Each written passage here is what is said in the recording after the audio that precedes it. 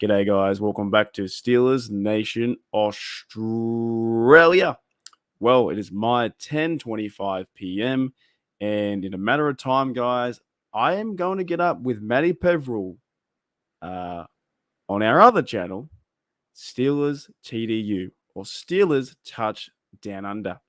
Do you know why? Because we're crazy. We're absolutely crazy about the Pittsburgh Steelers. Firstly, guys, before I get into this quick recap of day one and day two, and a recap of the Steelers organization, the rain outside is absolutely pissing down. It is pissing down. So I don't know if you can hear that, but maybe a night I'm meant to sleep in, I'm getting up in 4 hours' time. Firstly, guys, from Steeler Nation and Steeler Nation out there, I want to give you guys a really big shout out. Really big shout out. Over the last 2 days from draft day 1, round 1, and then today or yesterday, round 2 and round 3, we've been streaming over 10 hours. 10 hours. So I thank every single one of you, even if you've been there for 5 minutes or you've been there for 10 hours. I thank you for coming in. I thank anyone who's given myself a little bit of coin. I appreciate that. Or gifted members. I appreciate all the members who have come on the podcast. I believe we had Dante, Yuli, Steelers Out West, Pepper. And if I did forget anyone, I do apologize. I believe that is it. But it is really late. And I'm kind of exhausted. But thank you for coming on and saying hello. Also, a big thank you to Matty Peverill as well. Over the last 2 days, we've been working really hard in the background, and also really hard too, on the live streams. While it's not super taxing, or it's not physical labor or physical work, right? I've actually never touched a shovel in my life. We do work really hard at this craft, and we appreciate every single one of you who watch it, the podcast, or interact with us in the chat. It's so much fun. It's probably the main reason why I do it is the interaction, right? I love it. It's one of the best things that I think I've ever created, possibly here on the internet, is creating Steelers Nation Australia, if I can say it right, and talking football on a daily basis because I love my team. So thank you to everyone who has viewed all the videos over the past few days.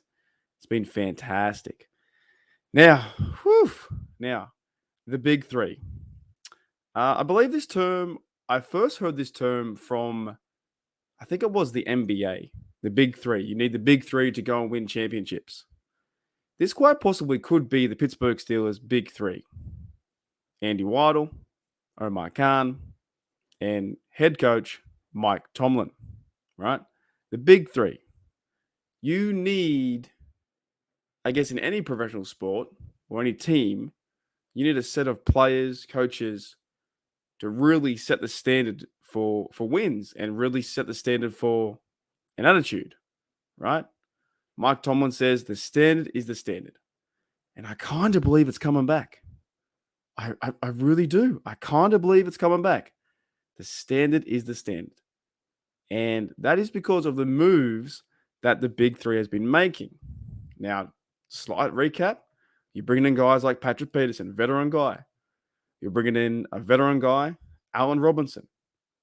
You sign Isaac Ciamalo to a 3-year deal. Last year, you bring in Cole and James Daniels, right? They're good players too. You go and sign, or you draft Kenny Pickett last year along with George Pickens. And you find a diamond in the rough like Jalen Warren, undrafted player, running back. On defense, you sign Larry Ogunjobi opposite Cameron Hayward to a 3-year deal. There are things happening here. There are a lot of things happening. TJ Watt's still around. He'll be healthy. You get 2 new middle linebackers, right? And possibly they might go into the draft and get someone else. But you bring in 2 guys who can play physical football. Patrick Peterson, I said as well, Keanu Neal. And now with the additions the draft over the last 2 days, they've done a really good job. Like, when you think about it, when you really think about it, they've done a really good job, right? They signed, so I keep saying signed. Well, they're going to sign them. They drafted with the 14th overall pick, Broderick Jones, left tackle. He should, once we go through the camps, once we go through training camp, mini camp, and rookie mini camp, and before preseason, Broderick Jones will have a chance to start. Now, if Dan Moore does start there, then you might see Broderick Jones. You don't move up for 14 for nothing. There's a big chance he may start or should start, because you don't move up from 17 to 14 to not start Broderick Jones. So that's a great move. The big three made a big move right there, getting Kenny a franchise left tackle. That is huge, right? Now, the second pick was day 2, round 2, pick 32. Okay, it's a lot of twos. But with that was the Chase Claypool pick, right? And you all guys all know I'm not a big fan of Chase Claypool. The minute they traded Chase Claypool away, Steelers won six games, I believe, and lost 2, and the Bears lost 8. Okay, is there correlation? Maybe, but with that 32nd pick, the Steelers went and got son of Joey Porter Jr. from Penn State. A lot of Steeler fans wanted to see Joey Porter Jr. at 17.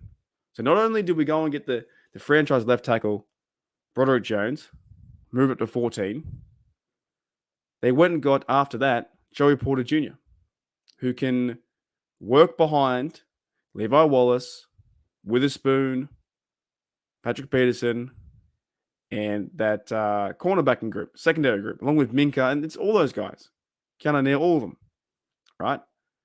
Now, round 2 as well, pick 49, they went and got a guy that I have been reading some articles and I've been seeing highlights and other podcasts have been saying that Keanu Benton is a guy who can be plug in and play.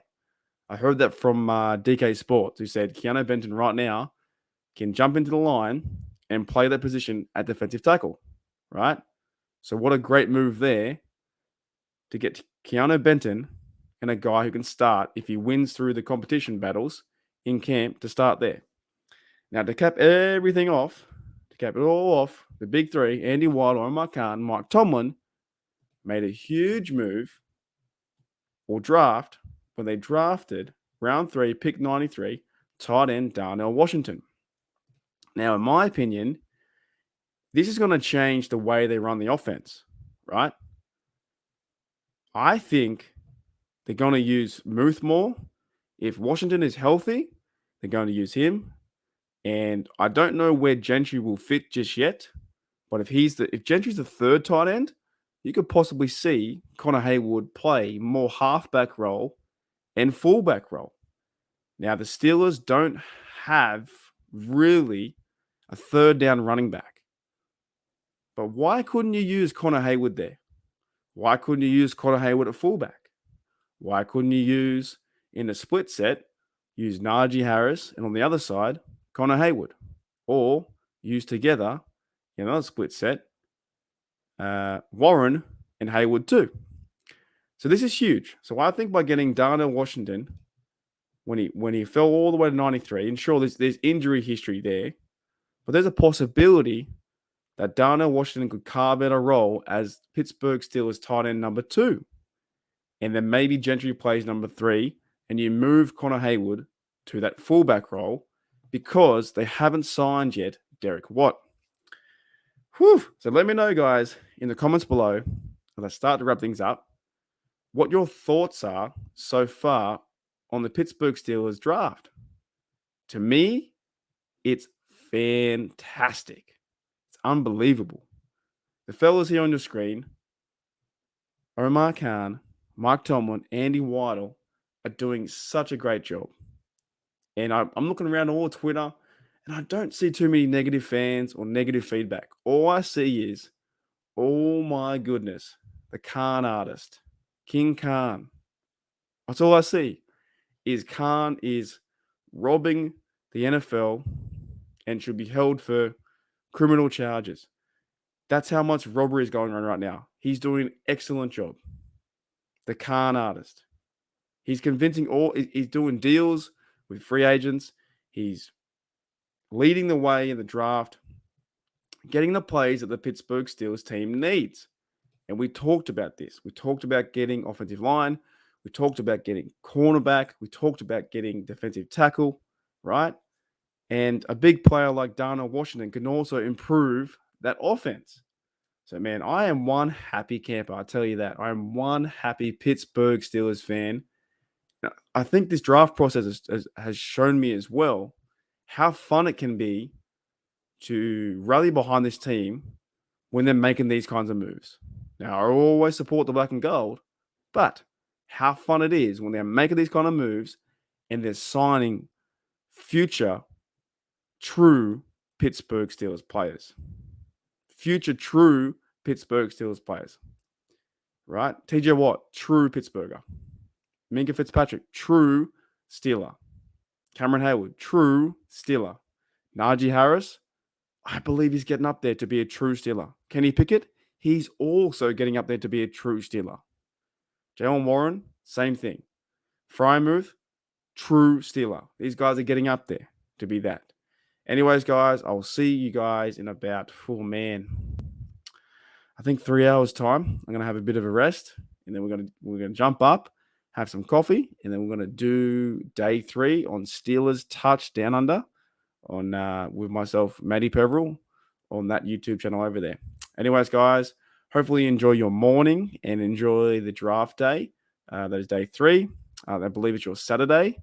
And yeah, man, let's continue this. Let's continue this success. Omar Khan, Andy Waddle, Mike Tomlin is the Pittsburgh Steelers Big 3.